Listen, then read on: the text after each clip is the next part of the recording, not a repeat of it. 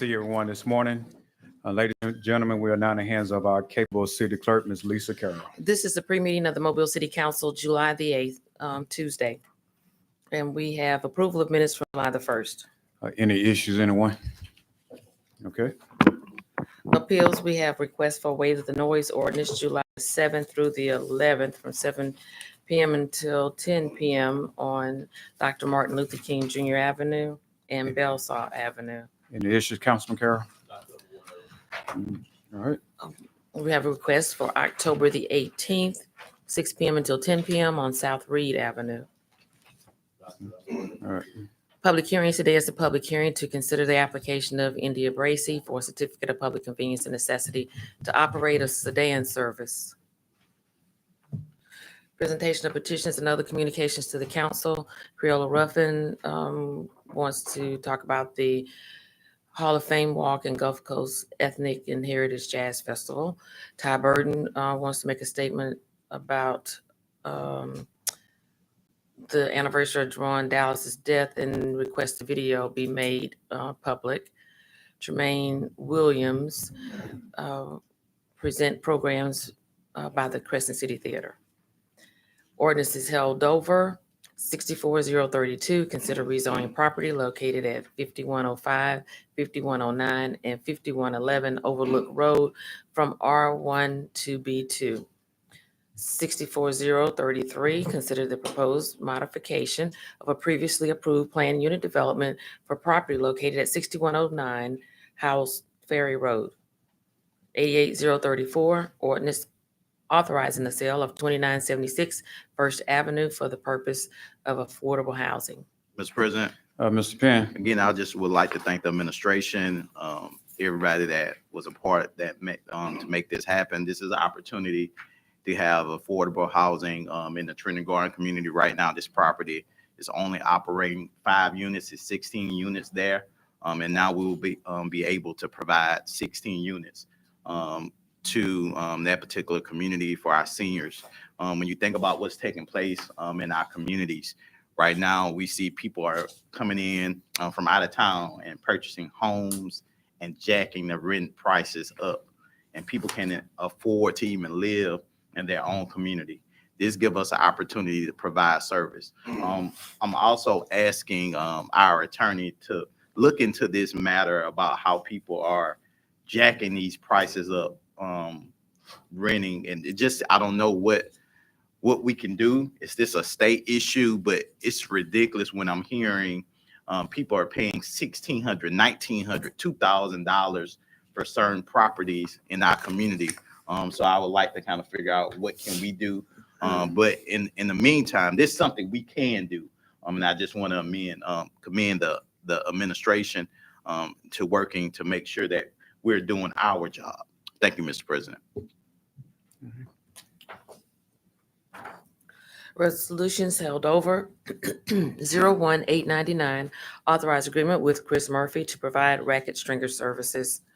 01901, authorized amendment to purchase and sell agreement with One Water LLC. 21905, authorized contract with ECS Southeast for 2024 PAYGO. 21906, authorized contract of Harwell and Company for 2024 PAYGO resurfacing.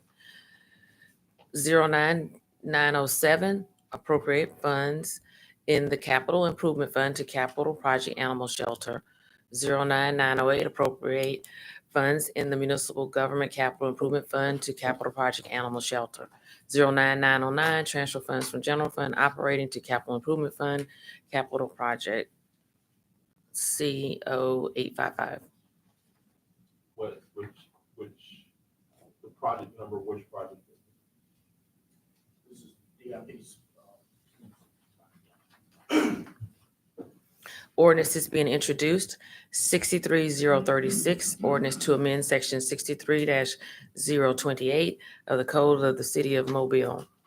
Anyone? Mr. Reynolds. I just want to get an overview of what the changes are, how this is being modified, and then also request a red line to be completed so that we can all see those changes as well. Lieutenant, we'll give you the overview, but I'll get you the red line changes today. Good morning. The current ordinance was last amended in 2020, and a lot of the problems we had prior to 2020 and after 2020 are still taking effect. A lot of it has to do with the multiple locations that the record companies are allowed to open in order to get on the list more times. Well, they're not properly staffing those locations. They're not taking the vehicles back to the locations they're dispatched from, things like that. We've been maintaining 3 lists, an impound list, closest list, and a rotation list. So what we're doing with this ordinance, we're consolidating everything down to just the closest list. So it helps service the city better whenever we call for a record. We're not sending one from all the way across town just because they're on the next rotation. We'll send the closest record, and they're only going to be allowed to get on the list one time. So they pick their location they want to use, their primary location. That's going to be the location they go with as far as being the closest. We did make some adjustments on the pay as far as what they're allowed to charge to kind of help make it competitive for them. Just basically like the basic tow was $150. We've gone up to $200 for that. But there's a lot of charges that they're able to do as far as winching, riding a vehicle, things like that. The large records, we made some adjustments on what they charge per hour to make it competitive for them. Standby pay, we've allowed them to, if we have to get them on the scene to do a pull to get a patient out of the vehicle, something like that, then they're sitting there standing by waiting to be utilized. We're able to pay them for that time that they're out of service and having to wait on us to get ready to tow the vehicles. There's been some changes as far as this clarification on definitions, just the language throughout the ordinance, things like that, to make it where it's easier to track and enforce and make sure everybody's on an even keel. A big problem we had is that a lot of the companies are trying to do right, but their competitors are opening in multiple locations, and they're overcharging. They're charging for winching fees and cleanup fees that did not take place. And then the ones that are trying to do right, they start getting in that same rhythm. Well, they're not getting caught with it, and they're doing it. I want to be competitive, so they start doing the same thing, and they're opening more locations than they have records for, or that they have record drivers for. And so they're not properly staffing them, and that's what we're trying to make some adjustments on. So the problem we're trying to resolve with this is that in order to get the call, people are leasing or purchasing some property somewhere so they could give you an address that says we're here. But they're actually not That is putting a correct. record in that place. Well, The record still is dispatched from somewhere else. And it's really hard unless we put a tracking device on the records. It's hard to get a true calculation where they're at to give the true closest record. Kind of like what we do with our patrol cars. They know where we're at all times. Are response times down? Up? Yes, we're allowing a 30-minute response time, but we do have trouble tracking them, getting them to the scene within that time period. But yes, sir, what you're asking is they constantly are moving these locations around, because if one person has a business open, say Rangeline Road at Hall's Mill, and they're getting a lot of the interstate calls, this guy will open another one a little closer. And so he starts getting those, and they start trying to leapfrog over each other to get the closest calls for that particular area that generates a lot of crash investigations. So what we've been finding is that although we go and inspect their facility, it's got the business, got the fencing, the lighting, everything that's required. We do follow-up visits, and there's nobody there Monday through Friday, 8 to 5, like they're supposed to. They're not dispatching the records from that location. But even if they have one location like we're asking, we can't guarantee the record's going to be there when we dispatch them. That's just, there's no other way around that. We track the location and try to get, but if they had a call for service and it took them out to Sims, they're not going to lie. They're not going to tell you, I'm coming from Sims. They're going to take that call and they're going to go. So we're still allowing the 30-minute response time that we have to hold them to. I guess another thing is is there a tracking possibility where, if you're going to subscribe to this list or be on this list, you must have this tracking apparatus? I think our EMS folks, private EMS folks do that, don't they? The technology is available, certainly. If you guys wanted to implement that into the ordinance, we could certainly do that, but we would have to decide who's going to fund that. Yeah. Because some of the record companies, they may have 17, 18 records, and they they would put all the records, basically have all the records on duty, saying they're on duty. Well, we know they don't have 17, 18 drivers That's that probably day. not necessary. We can Correct. probably manage it without. Thank you.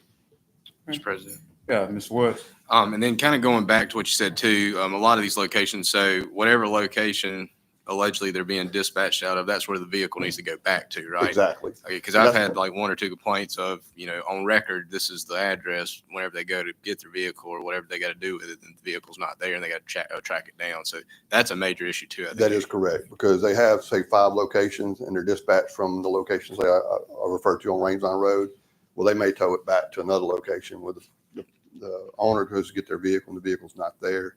And then sometimes they may even want to charge them a tow fee to take it from the location they towed it to back to theirs to pick it up. And that's not an approved rate, approved fee. So And then, just out of curiosity, how are they dispatched? Is 911, they're not tied into 911 communication like fire and police are. They're just dispatched with a call, I guess, from they still 911. use the CAD system to determine the closest available. So they'll go by their business address, even though we know oftentimes their record is not currently there. But that's what we got to start with. And so we'll dispatch them from the business address, and the CAD system will determine which is going to be the closest available. And then my last question, I'll leave you alone. As far as, being on the list, is there a minimum number of records that have to be available per location? Or No, is so it you can just have one record, and when you take that call, if we call for 2 closest, then you have to tell them, I've only got 1 record, I'll be en route. Again, that's another thing we have to regulate, because oftentimes they'll try and run out there, grab one, go take it back, and they'll go back and get the other one. And that's not helping us clear the road center. Yeah. So that's what Corporal Hodge and I do to regulate, make sure they're not doing. If we call for 2 records, or we ask if they can send a rollback and they can double load. If we authorize the double load, that's fine. But if we call for 2 specific records and they try to do it with 1, then we try to go back and correct that. And they're still doing normal course of business too, as all this is going on. So, naturally they probably would have at least 1 record on call. So if that record is closest, it might be on a job. They're supposed to say I'm on a job. You need to dispatch somebody Well, else. they'll But call, and if they're tied up, they'll say we're unavailable, and they'll go to the next person, the next closest record. And if they need 3, then they'll call 1 or 2 from this location. And if they only have 2 records, then they'll go to the next closest to get the 3rd record. Gotcha. Thank you. Who are they billing? Well, it depends. If it's an impound record, then the city gets billed from it. Of course, then we collect the money from the vehicle whenever the owner comes to pick their vehicle up, or we subsequently have to auction the vehicle off. But if it's just a crash investigation, then they're billing the insurance or the driver of the vehicle. But that's often the problem we have, is because we have to go back and track and see what they've charged. We just have to randomly pull invoices for what they charge on certain wrecks to find out that they're overbilling the insurance companies. And that's what we dealt with back in 2020. We had the big issue with the overcharging, and I think the DA's office got involved with charging some of the owners of the companies. We're trying to avoid that, but we're trying to head it off to keep them from doing that, and by constantly checking on them, doing just spot checks on it. And we've actually considered possibly having like a portal with it to go back and enter what they're charging. But it's going to be hard to say that what they're entering in that portal telling us they charge this much, and we find out that they still overcharged. So. Did you have something, Mr. Penn? No. Okay. Anyone else? Thank you very much. Thank you.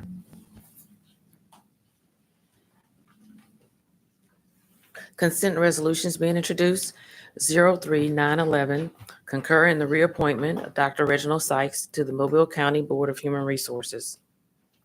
37912 and 913 are recommending approval to the ABC Board for issuance of a restaurant retail liquor license to Stevie's Kitchen Midtown on Florida Street, and for issuance of a restaurant retail liquor license to El Patio on Government Boulevard. 58914, assess cost for removal of weeds, repeat weed lien group 89. 6915, approval award a special bonus to the engineering and infrastructure employee of the month.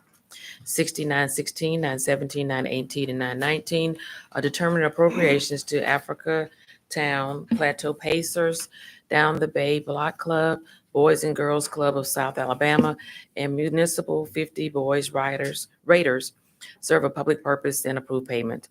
CIP resolutions being introduced, 08920, approve purchase order to Advanced Polymer Technology Corp. for resurfacing materials for Medal of Honor Park tennis courts, $19,577.16.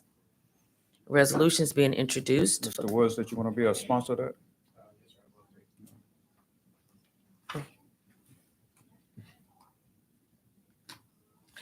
Resolutions being introduced for the first time, 08921.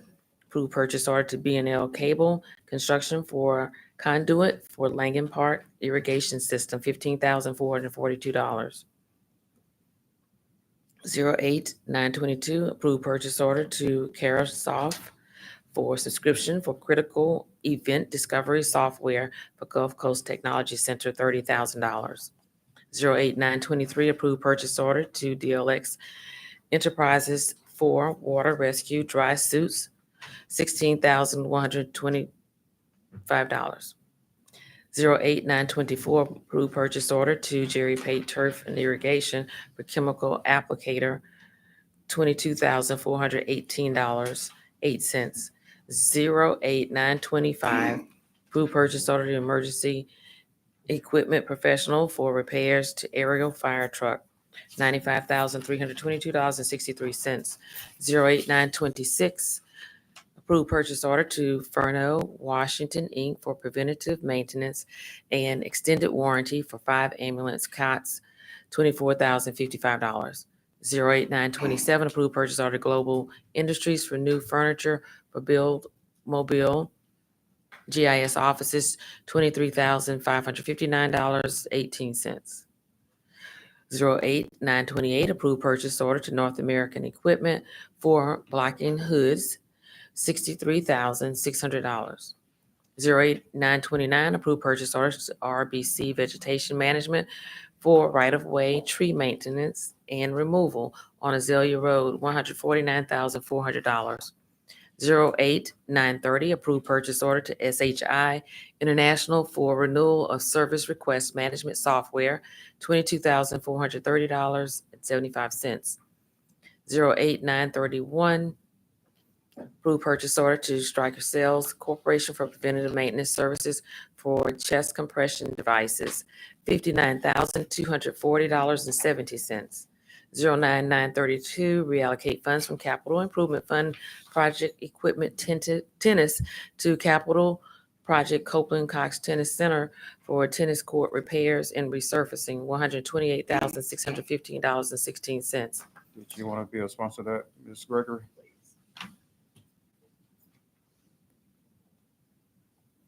Thirteen nine 33, authorize change order number 1 with Wiregrass Construction Company for U.S. Highway 45 streetscape improvements, $527,041.12 increase. Mr. President, Mr. Penn. thank you. I want to thank the administration and everyone that just made this happen. We are doing an amazing job on Highway 45. I know it seemed like it's been a slow process, but we're able to get something done that people thought never would have been able to get done. And right now I went down Highway 45 and they're doing the curve and gutters. But this project is just an amazing project. One, we doing that. We're doing sidewalks on both sides. As well, we was able to fix some drainage. I'm sure you like that. It's not in his district. I know. I like drainage everywhere. That's right. He always tells me about drainage. It all flows to 4A. And so, again, this is just a great opportunity. So thank you so much, Mr. President. All right, Madam Clerk. 23934, authorize easement agreement with Robertson Construction and Colony Woods Town Homes Owners Association, Inc. 37935 is the certificate of public convenience and necessity to operate a sedan service. Call for public, do we want to determine which ones we're taking? If y'all will look under CIP, that resolution is just under 20,000. And then we've got in resolutions 921, 922, 23, 24, 26, 27, and 30. If y'all are willing to waive the rules on those. Okay. Call for public hearings, 41-936. Call for public hearing to consider the application of Gwendolyn and Darren Clark for certificate of public convenience and necessity to operate a non-emergency medical transport service scheduled July 22nd. Announcements. Council? I had just one question. On the agenda, we had several items pertaining to the animal shelter. Can somebody just give us all an update on how far down that road we've gone and what our current status is? Are we still in design phase or where are we?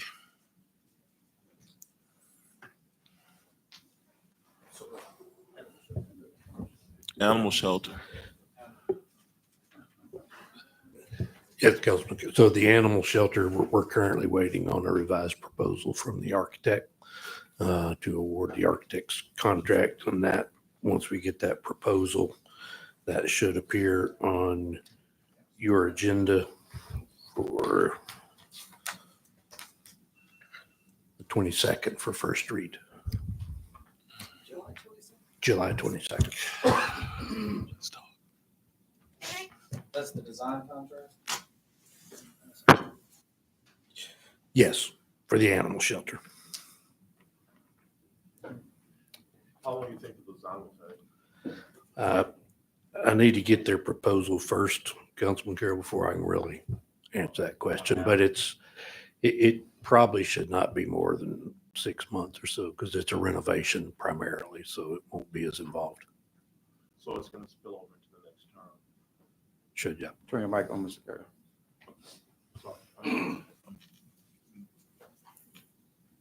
All right, anything else, Mr. Carroll? No, we're good for right now. All right, thank you, Mr. Days. Last week, I sent you all a message proposing the following schedule for the adoption of the FY 2026 budget. We'll receive the proposed budget from the administration on August 20th. September 2nd, we will have a finance committee meeting to review the budget with the finance director. September 9th, public hearing. September 16th, vote on budget. The schedule will allow us to meet the mandated September 20 deadline for adoption of the budget. I've heard one of my colleagues indicating his approval of that. If anybody has any objection, please let us know as quickly as possible because we want to go ahead and make sure we get the public hearing scheduled. Thank you, Mr. President. Anything else from the council? Anything from the administration? All right, we'll see each other at 10:30.